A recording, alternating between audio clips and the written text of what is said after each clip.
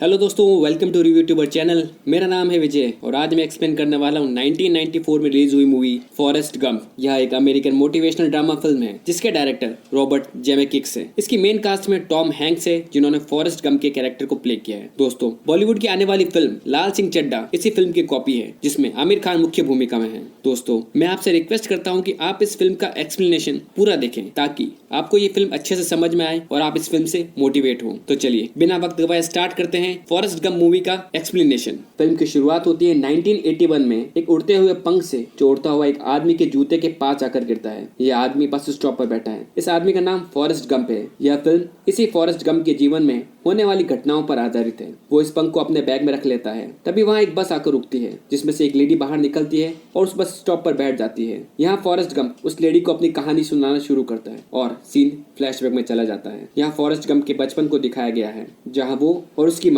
उसे एक family doctor के पास लेकर आते हैं। यहाँ फॉरेस्ट के पैर में सपोर्ट मशीन को फिट किया जाता है ताकि वो अच्छे से सीधा होकर चल सके। यहाँ उसे इस सपोर्ट मशीन के साथ चलने में दिक्कत होती है। यहाँ उसकी माँ उसे समझाती है कि तुम सबसे अलग हो फॉरेस्ट, तुम आम लोगों से बेहतर हो, तभी तुम्हें उसने अलग बनाया है। यहाँ हमें पता चलता है कि फॉरेस्ट का IQ एक आम बच्चे से बहुत कम है। वो थोड़ा स्लो है, वो कम बोलता है और ना ही बच्चों के साथ रहता है, बस वो अकेला रहता है। यहाँ आगे दिखाया गया है कि फॉरेस्ट की माँ के पास एक पुश्तैनी हवेली है जिसमें बहुत सारे कमरे हैं। तो वो यहाँ आने वाले टूरिस्ट को 2-3 दिनों के लिए कमरा दे देते हैं जिससे फॉरेस्ट और उसकी माँ का गुजारा चल जाता है। यहाँ अगले सीन में दिखाते हैं कि फॉरेस्ट की माँ उसको स्कूल में एडमिशन करवाने के लिए प्रिंसिपल के पास लाती है। यहाँ प्रिंसिपल बताता है कि फॉरेस्ट का IQ बहुत ज्यादा लो है। वो उसे एक चार्ट फोटो से समझाता है। यहाँ प्रिंसिपल बताता है कि गवर्नमेंट में पढ़ाई करने के लिए कम से कम 80 का IQ होना चाहिए। यहाँ प्रिंसिपल उसे बताता है कि उसे आपको एक स्पेशल स्कूल में डालना चाहिए, वो नॉर्मल बच्चा नहीं है। यहाँ उसकी माँ प्रिंसिपल के साथ रात बिताने की डील करके फॉरेस्ट को स्कूल में एडमिट करवा देती है। यहाँ फिर से बस स्टॉप के सीन में आते हैं जहाँ वो अपनी कहानी उस लेडी को सुना रहा है। यहाँ वापस फ्लैशबैक सीन में आते हैं जहाँ फॉरेस्ट की माँ उसे स्कूल बस में छोड़ने आती है। यहाँ वो उसे समझाती है कि पढ़ाई अच्छे से करना। यहाँ स्कूल बस आकर रुकती है और फॉरेस्ट उसमें चढ़ता है। वहाँ उसे बैठने के लिए कोई जगह नहीं देता है। तभी वहाँ एक लड़की उसे अपने पास बैठने को बोलती है। उस लड़की का नाम जेनी है। यहाँ वो लड़की उसके पैरों के बारे में पूछती है। यहाँ फॉरेस्ट बोलता है कि उसके पाँव को कुछ नहीं हुआ है, ये पाँव में मशीन पहनने से उसकी कमर सीधी हो जाएगी, इसलिए उसने इस मशीन को पहना हुआ है। यहाँ दोनों में बहुत अच्छी सी दोस्ती हो जाती है। वो ज्यादातर वक्त अपना साथ बिताते हैं और एक दूसरे के हर काम में मदद करते हैं। यहाँ हमें ये पता चलता है कि जेनी कभी अपने घर नहीं जाना चाहती है, वो हमेशा घर से दूर रहना चाहती थी। यहाँ वापस present day bus stop scene में आते हैं। यहाँ फॉरेस्ट बोलता है कि मेरी माँ बोलती है कि चमत्कार रोज होते थे, कुछ लोगों को यकीन नहीं है पर ये सच है। वापस फ्लैशबैक सीन में जाते हैं जहाँ जेनी और फॉरेस्ट साथ में चल रहे हैं। तभी पीछे से स्कूल के कुछ बच्चे फॉरेस्ट को बुली करते हैं। या जेनी उसे समझाती है कि तुम यहाँ से भाग जाओ फॉरेस्ट। वो उसे लगातार कहती है कि भागो फॉरेस्ट भागो। यहाँ फॉरेस्ट अपने पाँव पर लगी मशीन के साथ धीरे धीरे भागना शुरू करता है। यहाँ स्कूल के बच्चे साइकिल पर उसका पीछा करना शुरू करते हैं। यहाँ डर की वजह से भागते हुए फॉरेस्ट के पाँव में लगी मशीन टूटना शुरू हो जाती है। वो अपने पाँव की तरफ देखता है और सामने देखकर तेजी से भागने लगता है। वो बहुत तेज दौड़ने लगता है। वो मैदान पार करते हुए, खेत को पार करते हुए सीधा जेनी के घर आ जाता है। यहाँ जेनी उसे अपने घर से दूर लेकर जाती है क्योंकि उसके फादर हमेशा नशे में रहते हैं और जेनी को परेशान करते हैं। फिर कुछ दिन बाद जेनी अपनी नानी के यहाँ रहने आ जाती है जो फॉरेस्ट के घर के काफी करीब था। यहाँ आगे जेनी और फॉरेस्ट अब बड़े हो चुके हैं। यहाँ वापस से उनके कॉलेज के लड़के फॉरेस्ट को परेशान करने के लिए आ जाते हैं। यहाँ जेनी उसे बोलती है कि भागो फॉरेस्ट भागो। यहाँ उसके कॉलेज के लड़के एक पुरानी कार में फॉरेस्ट का पीछा करना शुरू करते हैं। यहाँ फॉरेस्ट तेजी से भागता है। वो फुटबॉल मैच के मैदान में से तेजी से दौड़ता हुआ निकल जाता है। सभी उसकी रफ्तार को देखकर चौंक जाते हैं। यहाँ इस दौड़ की वजह से वहाँ के कोच उसे देखते हैं। उसकी रफ्तार की वजह से उसे कॉलेज में जाने का मौका मिलता है और वो एक स्पोर्ट्समैन बन जाता है। लेकिन वो हमेशा कंफ्यूज ही रहता है। वो बस मैदान पर भागता रहता है। यहाँ वापस बस स्टॉप के सीन में आते हैं। यहाँ बस आकर रुकती है। वो लेडी उस बस में बैठकर वहां से चली जाती है। तभी वहाँ एक दूसरी लेडी अपने छोटे बच्चे के साथ आकर बैठती है। यहाँ फॉरेस्ट आगे उस लेडी को अपनी कहानी सुनाना शुरू करता है। यहाँ वो आगे बताता है कि जेनी और वो दोनों अब अलग अलग कॉलेज में पढ़ते थे लेकिन वो कभी कभी उससे मिलने जाया करता था। आगे कॉलेज में फॉरेस्ट फुटबॉल खेलता गया और फाइनली उसे ऑल अमेरिकन फुटबॉल टीम में शामिल कर लिया गया और यहाँ फॉरेस्ट को अमेरिकन प्रेसिडेंट से मिलने का मौका मिलता है। लेकिन कुछ समय बाद वहाँ के प्रेसिडेंट की हत्या कर दी जाती है और उसके थोड़े टाइम बाद उसके छोटे भाई को भी मार दिया जाता है। और फिर फाइनली कॉलेज में 5 साल फुटबॉल खेलते हुए सिर्फ भागने से फॉरेस्ट को कॉलेज में डिग्री मिल जाती है। यहाँ उसकी माँ और फॉरेस्ट गंप फोटो खिंचवाते हैं। तभी वहाँ एक US आर्मी ऑफिसर आता है और उसे US आर्मी ज्वाइन करने को बोलता है। यहाँ फॉरेस्ट US आर्मी ज्वाइन कर लेता है। यहाँ उसकी मुलाकात बेंजामिन बफोर्ड से होती है जिसका शॉर्ट नेम बब्बा है, वो भी अभी यूएस आर्मी में भर्ती हुआ है, लेकिन उसका सपना अपनी बोट खरीदकर समुद्र में झींगे पकड़ना है। यहाँ सभी आर्मी में भर्ती लोगों की मुलाकात सार्जेंट ड्रिल से होती है। वो फॉरेस्ट के पास आते हैं और पूछते हैं कि तुमने आर्मी क्यों ज्वाइन की। यहाँ फॉरेस्ट बताता है कि आपका ऑर्डर फॉलो करने के लिए। यहाँ सार्जेंट ड्रिल कहता है कि उसको उसका जवाब बहुत पसंद आया, उसका आईक्यू लेवल जरूर 160 से ऊपर है। यहाँ समय बीतता जाता है। बब्बा हमेशा फॉरेस्ट से झींगे के बारे में ही बात करता है। वो दोनों हमेशा साथ रहकर काम करते हैं और धीरे धीरे अच्छे दोस्त बन जाते हैं। यहाँ आगे सीन में दिखाया गया है कि रात में हमेशा फॉरेस्ट जेनी को बहुत याद करता है। तभी एक रात वो एक मैगजीन में जेनी की फोटो देखता है। यहाँ उसे पता चलता है कि एक फोटो शूट में ज्यादा बोल्डनेस की वजह से उसे कॉलेज से निकाल दिया गया है, लेकिन वहाँ पर एक थिएटर के ओनर ने जेनी के फोटोज देखकर उसे वहाँ काम दे दिया है। यहाँ फॉरेस्ट जेनी से मिलने के लिए थिएटर जाता है। यहाँ जेनी गिटार के साथ एक गाना गाना शुरू करती है, लेकिन वहाँ पर बैठे लोग उसे बुली करते हैं, उसका मजाक उड़ाते हैं। फॉरेस्ट ये देखता है, वो वहाँ जाकर उन आदमियों को नीचे बिठाता है और जेनी को वहाँ से ले जाता है। यहाँ जेनी फॉरेस्ट को समझाती है कि वो हमेशा उसकी रक्षा नहीं कर सकता है, उसे इन सब की आदत है। यहाँ फॉरेस्ट बोलता है कि वो उससे प्यार करता है, लेकिन जेनी ये बोलते हुए वहाँ से चली जाती है कि वो प्यार का मतलब नहीं समझता है। यहाँ फॉरेस्ट उसे रोकता है। वो कहता है कि वो उसे वियतनाम भेज रहे हैं, पता नहीं वापस कब आएगा। यहाँ जेनी उसके पास वापस आती है और कहती है कि तुम वादा करो कि अगर कभी मुसीबत में फंसे तो बस वहाँ से भाग जाना। ये कहकर जेनी वहाँ से चली जाती है। यहाँ फॉरेस्ट अपनी माँ से मिलता है और फाइनली वो सेना के मिशन के लिए वियतनाम चला जाता है। यहाँ वियतनाम में एक टापू पर उसकी सेना का हिस्सा रहता है जो वहाँ पर सुरक्षा करते हैं। यहाँ उसकी मुलाकात उनके ऑफिसर लेफ्टिनेंट डैन टेलर से होती है। लेफ्टिनेंट टेलर उन्हें वहाँ के रहने के तौर तरीके बताता है। वो उन्हें बताता है कि ऐसी कोई बेवकूफ़ी मत करना जिससे तुम अपनी जिंदगी गवा दो। यहाँ वियतनाम में उनकी जिंदगी शुरू होती है। वो बस दिन रात धूप छाँव बारिश में वहाँ की निगरानी करते हुए आगे बढ़ते हैं। वो वहाँ बस एक चार्ली नाम के आदमी को खोज रहे हैं। यहाँ एक तेज बारिश के सीन में फॉरेस्ट एंड बब्बा एक दूसरे से बात करते हैं। यहाँ बब्बा उसे बोलता है कि वो चाहता है कि वो तुम्हारे साथ झींगे का कारोबार करे। यहाँ फॉरेस्ट हाँ करता है। यहाँ फॉरेस्ट हमेशा वक्त मिलने पर जेनी को लेटर लिखता है और यहाँ के बारे में बताता है। यहाँ जेनी एक नए म्यूजिक बैंड के साथ काम कर रही है। यहाँ आगे चलते हुए अचानक बारिश बंद हो जाती है और उनकी टीम पर एक अटैक हो जाता है। यहाँ लगातार साथ में हो रही गोलीबारी से फॉरेस्ट के काफी साथी वहीं मर जाते हैं। यहाँ लेफ्टिनेंट डैन सबको पीछे हटने को बोलकर वहाँ से भागने के लिए कहते हैं। यहाँ सभी वहाँ से भागते हैं क्योंकि फॉरेस्ट भागने में सबसे फुर्तीला होता है, तो वो वहाँ से तेजी से अकेला जंगल के बाहर आ जाता है। लेकिन उसे याद आता है कि उसका दोस्त बब्बा पीछे रह गया है, वो उसका सबसे अच्छा दोस्त है। वो वापस जंगल की तरफ भागता है। यहाँ बब्बा को ढूंढते हुए उसे दूसरे जख्मी साथी मिलते हैं। वो एक एक करके उन्हें जंगल से बाहर लाता है। तभी उसे जंगल में घायल लेफ्टिनेंट डैन मिलते हैं जिसके दोनों पैर पूरी तरह से टूट चुके हैं। यहाँ फॉरेस्ट जबरदस्ती उन्हें अपने कंधों पर उठाकर बाहर लाता है। यहाँ लेफ्टिनेंट बोलता है कि तुम मुझे यही छोड़ दो, खुद को बचाओ फॉरेस्ट, लेकिन फॉरेस्ट उसे लेकर जंगल से बाहर आ जाता है। यहाँ फॉरेस्ट को पीछे एक गोली लग जाती है। यहाँ लेफ्टिनेंट डैन बोलते हैं कि वापस जंगल में मत जाओ, यहाँ पर एयर स्ट्राइक होने वाली है। यहाँ फॉरेस्ट ये कहता हुआ जंगल की तरफ भागता है कि उसे बब्बा को ढूंढना है। वो जंगल में भागता हुआ घायल बब्बा के पास पहुंचता है। यहाँ बब्बा को गोली लग जाती है। वो बब्बा को लेकर जंगल के बाहर की तरफ आता है। यहाँ पूरे जंगल में एयर स्ट्राइक हो जाती है और वहाँ के इलाके को बर्बाद कर दिया जाता है। यहाँ बब्बा को गोली लगने की वजह से बब्बा वहीं मर जाता है। यहाँ वापस बस स्टॉप के सीन पर आते हैं। वहाँ पर अब एक आदमी बैठा है जो उसकी कहानी सुन रहा है। यहाँ हॉस्पिटल सीन में दिखाते हैं कि जंग के दौरान लेफ्टिनेंट डैन ने अपनी दोनों टांगे खो दी है। अब वो अपाहिज हो गए हैं। यहाँ हॉस्पिटल में समय बीतता है और फॉरेस्ट वहाँ बैठे लोगों को देखता है और आइसक्रीम खाता है। तभी वहाँ एक ऑफिसर आता है। वो वहाँ टेबल पर एक पिंग पॉन्ग गेम खेल रहा होता है। वो फॉरेस्ट को वहाँ बुलाता है और वो गेम खेलना सिखाता है। वो कहता है कि जब भी तुम ये गेम खेलो बस अपनी नजरें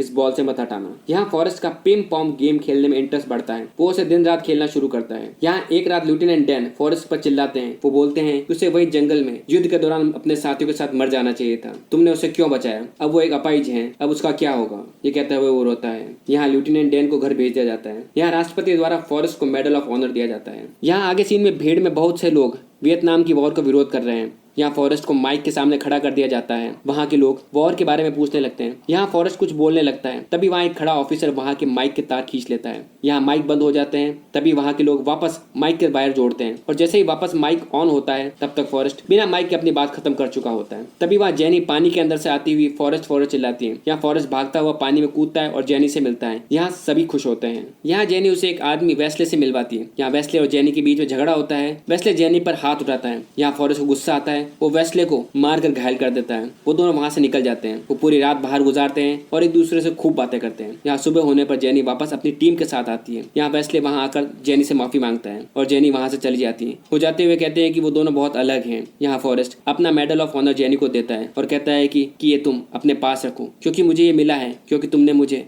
बस भागने को बोला था। यहाँ फॉरेस्ट पिम पॉम खेलता हुआ एक नेशनल सेलिब्रिटी बन जाता है। यहाँ आगे उसकी मुलाकात वापस लेफ्टिनेंट डैन से होती है। दोनों कुछ वक्त साथ में बिताते हैं। यहाँ एक बार में फॉरेस्ट लेफ्टिनेंट डैन से कहता है कि वो एक झींगे की बोट खरीदना चाहता है। उसने बब्बा से प्रॉमिस किया है कि वो एक बिजनेस करेगा। यहाँ लेफ्टिनेंट डैन कहता है कि वो उसकी मदद करेंगे। यहाँ पिम पॉम खेलते हुए उसे दोबारा वॉशिंगटन में राष्ट्रपति भवन बुलाया जाता है और उसका सम्मान किया जाता है। यहाँ आगे सीन में एक ऑफिसर पिम पॉम खेलते हुए फॉरेस्ट के पास आते हैं। वो उसे एक लेटर देते हुए कहते हैं कि उसे सेना से डिस्चार्ज किया जाता है, तुम्हारी ड्यूटी पूरी हुई। यहाँ वो पिम पॉम का बैट लेकर अपने घर चला आता है। वो वहाँ जाकर अपनी माँ से मिलता है। यहाँ उसकी माँ उसे बताती है कि यहाँ कई बिजनेसमैन आए और ये कह के गए कि फॉरेस्ट के साथ बिजनेस करना चाहते हैं। यहाँ एक बिजनेसमैन उसके नाम पर $25,000 का चेक देकर गया है। उसे सिर्फ ये कहना है कि उसने अपने सारे मैच उनकी कंपनी के पिम पॉम बैट से खेले। यहाँ आगे वो बब्बा की फैमिली से मिलता है और बब्बा की कब्र पर जाकर उसे श्रद्धांजलि देता है और उसे बिजनेस के बारे में बताता है जो बब्बा और फॉरेस्ट दोनों ने मिलकर साथ में खोलने का सोचा था। यहाँ आगे वो झींगे पकड़ने की बोट को खरीदता है और उस पर रहता है और बस झींगे पकड़ने की कोशिश करता है, लेकिन समुद्र से हमेशा उसे कबाड़ का सामान ही मिलता है। यहाँ एक आदमी उसे बोलता है कि तुम अपनी बोट का नाम तो दो, क्योंकि बिना नाम की बोट अच्छी नहीं लगती। यहाँ फॉरेस्ट अपनी बोट का नाम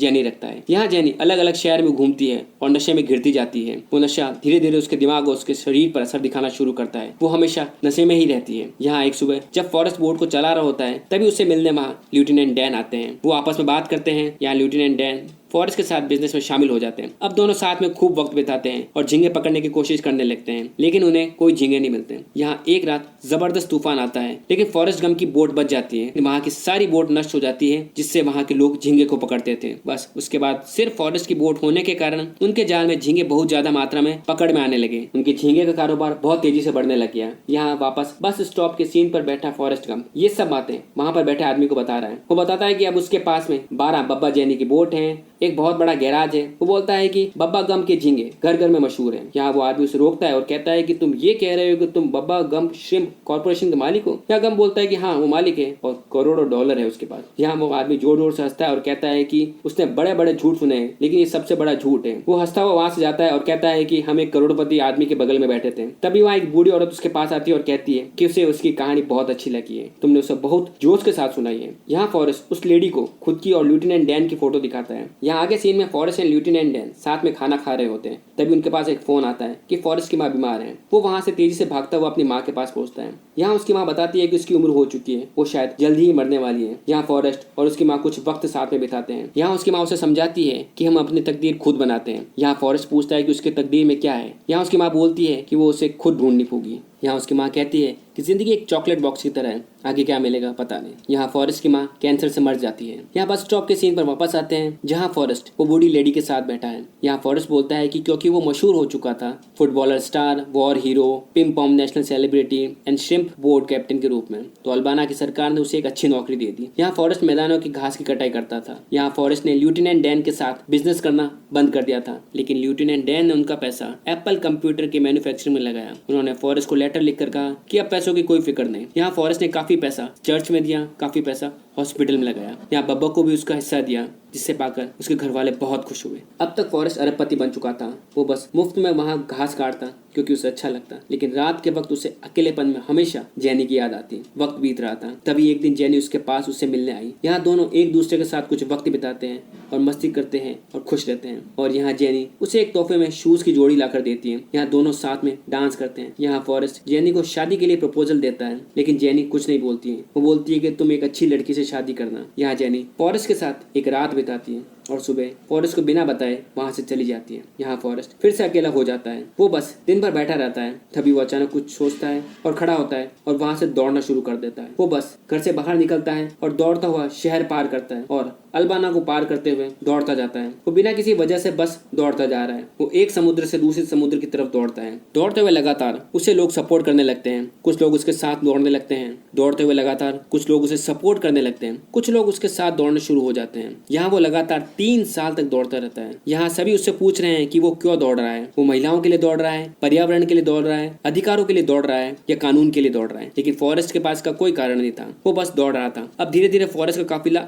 आगे बढ़ने लगा। यहाँ लोग इंस्पिरेशन के लिए उसके साथ दौड़ने लगे। वो लोगों को राय देता और उनका काम बन जाता, चाहे स्टिकर लोगों से हो या टी शर्ट लोगों से। यहाँ 3 साल 2 महीने 14 दिन भागते हुए एक दिन वो अचानक रुकता है और कहता है कि वो थक गया है, उसे घर जाना है। यहाँ वापस वो अपने शहर अल्बाना में आ जाता है। यहाँ फिर एक दिन उसके पास जेनी का लेटर आता है। वो उसे सवाना मिलने के लिए बुलाती है। यहाँ वापस बस स्टॉप के सीन में आते हैं। यहाँ फॉरेस्ट उस लेडी को वो लेटर दिखाता है और कहता है कि मैं उससे मिलने ही आया हूँ। यहाँ वो जेनी का एड्रेस दिखाता है। यहाँ वो लेडी बताती है कि ये एड्रेस पास में है, रास्ते के उस तरफ। यहाँ फॉरेस्ट खुश होता है। वो तेजी से वो लेटर लेकर और बैग लेकर जेनी के एड्रेस की तरफ भागता है और फाइनली जेनी के घर के बाहर पहुंच जाता है। यहाँ दोनों मिलते हैं और बहुत खुश होते हैं। यहाँ फॉरेस्ट जेनी को चॉकलेट बॉक्स देता है। यहाँ जेनी उसे रखी गई सारी न्यूज़पेपर की कटिंग दिखाती है। जेनी उससे अपनी सारी गलतियों की माफी मांगती है। तभी दरवाजा बजता है।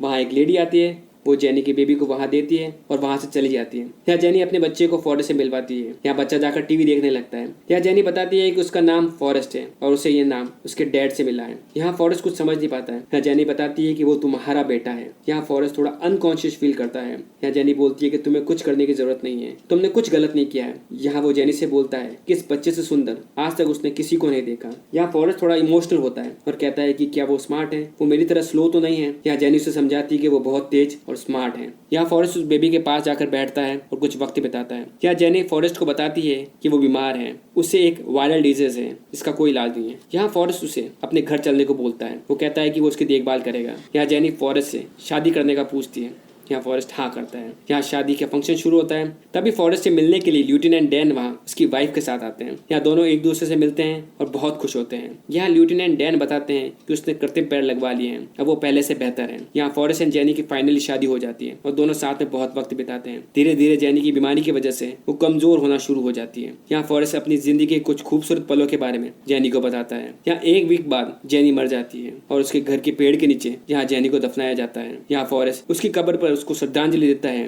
यहाँ वो जेनी से बोलता है कि वो छोटे फॉरेस्ट का बहुत ध्यान रखता है। वो साथ में खेलते हैं, मछली पकड़ते हैं, किताबें पढ़ते हैं। वो बहुत खुश हैं। यहाँ वो जेनी को मिस यू कहकर वहां से चला जाता है। यहाँ अगली सुबह फॉरेस्ट और उसका बेटा बस का वेट कर रहे होते हैं। यहाँ फॉरेस्ट जूनियर फॉरेस्ट की एक बुक को खोलता है जिसमें से एक सफेद पंख निकलकर गिर जाता है। तभी वहाँ स्कूल बस आ जाती है। यहाँ जूनियर फॉरेस्ट दरवाजे के पास आता है। यहाँ फॉरेस्ट बोलता है कि आई लव यू बेटा। यहाँ junior Forrest love you too daddy बोलता है। तभी वहाँ जूनियर फॉरेस्ट उस स्कूल बस ड्राइवर को देखता है। ये वही स्कूल बस ड्राइवर है जो फॉरेस्ट को लेने घर से आती थी। यहाँ जूनियर फॉरेस्ट उसे पहचानता है और कहता है कि आपका नाम डोरोथी हैरिस है। यहाँ स्कूल बस ड्राइवर खुश होती है। जूनियर फॉरेस्ट स्कूल बस में बैठकर वहां से चला जाता है। यहाँ फॉरेस्ट वहीं पर बैठता है और कुछ सोचता है। तभी उसके पाँव पर गिरा वो पंख उड़ने लग जाता है और आसमान में कहीं खो जाता है और फाइनली मूवी एंड हो जाती है। तो दोस्तों ये थी फॉरेस्ट गम की एक कहानी। तो होप सो आपको इस मूवी ने बहुत मोटिवेट किया होगा कि जीवन में सब कुछ किसी वजह से होता है। यहाँ सभी अलग अलग हैं, सभी की अपनी अपनी डेस्टिनी है जो अंत में अपनी डेस्टिनी तक पहुंच जाते हैं। बॉलीवुड की आने वाली फिल्म लाल सिंह चड्ढा भी इसी फिल्म की कॉपी है। तो दोस्तों मिलते हैं जल्दी ही एक नई मूवी के एक्सप्लेनेशन के साथ। तब तक के लिए टेक केयर, बाय बाय।